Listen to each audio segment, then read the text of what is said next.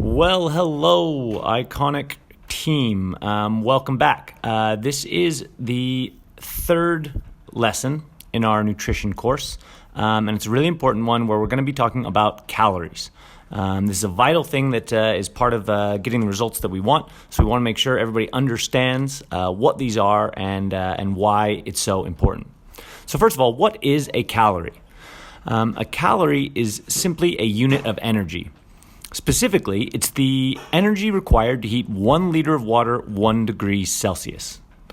And there are a lot of different ways to intake calories, and a lot of the noise that we'll hear online about different eating styles, different diet plans, etc. Will be making some bold claims about this calorie is a better calorie than that one. But the truth is a calorie to your body. And getting the numbers right is vital no matter what type of food it is that you're eating. So where do we actually get our calories from? There are 4 sources: macronutrients plus alcohol, although alcohol might be a macronutrient for some. So for protein, we get 4 calories per gram that we consume. For carbohydrate, it's also 4 calories per gram that we consume. Fat is 9 calories per gram that we consume, and alcohol is 7 calories per gram that we consume. So basically, we are now going to discuss calories in versus calories out. And this is a simple math equation that our body is performing every single day. This is how we get to our goals. Whether you want to gain weight, lose weight, or stay the same, you must get the calories in versus calories out equation correct. It's very simple. If you consume less calories than you burn, you'll lose weight.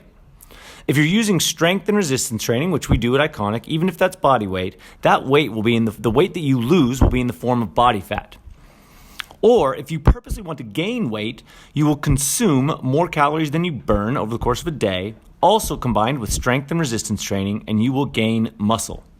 You cannot trick this equation. It's math. Every relevant piece of research that's come out has come to the same conclusion, which is if you want to lose weight, you must burn more calories than you consume.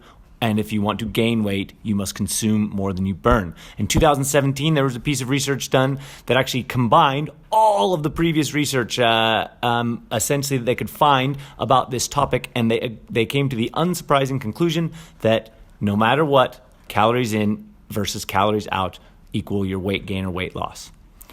So there are 3 potential results, or we might call them goals, that we will be looking at based on calories.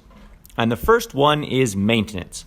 Maintenance is the idea that you are burning pretty much the same number of calories that you are consuming every single day.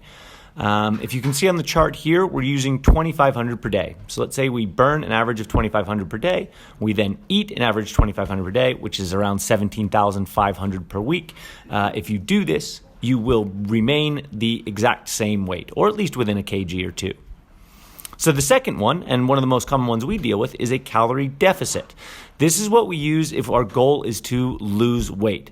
And a calorie deficit means you are consuming fewer calories every day than you are burning, or at least every week.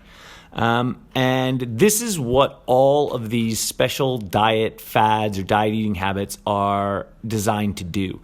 If you look at all of them, Atkins, keto, intermittent fasting, Weight Watchers, or paleo, all of them are designed in such a way that you will consume fewer calories over the course of a day. So if you look at Atkins, it's a high protein diet, which means you'll be eating less complex carbohydrate, less sugar, which means you are less likely to overeat. That relates closely to keto. The ketogenic diet essentially is 0 carbohydrate. So you're not having a lot of the things that we tend to binge eat or overeat over the course of a day. So again, you'll end up consuming fewer calories. Intermittent fasting is very popular, where you will only eat during a certain window of the day. You're essentially reducing the number of hours in the day where you're allowed to eat, which again is going to cause you to consume fewer calories. Weight Watchers has been very successful over the years on a points-based system, which is you're allowed to eat a certain amount of or consume a certain amount of points over the course of a day. Those points are designed to, you guessed it, make you consume fewer calories. Even paleo, if it's done properly, which it almost never is essentially cutting out all processed food. Processed food is almost always more calorie dense we're more likely to overeat. So if we follow paleo, we are likely to consume fewer calories. So if you see on the chart here, if we use 2,500 per day again, and instead each day that we burn 2,500, we only consume 2,000. By the end of the week, there will be 500 calories less per day, so we're consuming 2,000. That is 3,500 fewer calories per week. 3,500 calories is equivalent to about 1 pound of body weight. So if you ate this style, this calorie deficit, you would lose approximately 1 pound of body weight per week. Okay, so, and then that brings us to the last potential goal or outcome, which is a calorie surplus. This is normally it occurs when we're overeating day after day or certain times during the week, and we're slowly gaining body fat or gaining weight because we're consuming more calories than we burn. For a select few, though, this could be purposely making sure that you consume more calories than you burn, even if you're training fairly hard and you specifically want to add some muscle. So using the chart again, if you'll see here, let's say we ate 3,000 calories today, which is per day, which is 500 more than we would normally burn.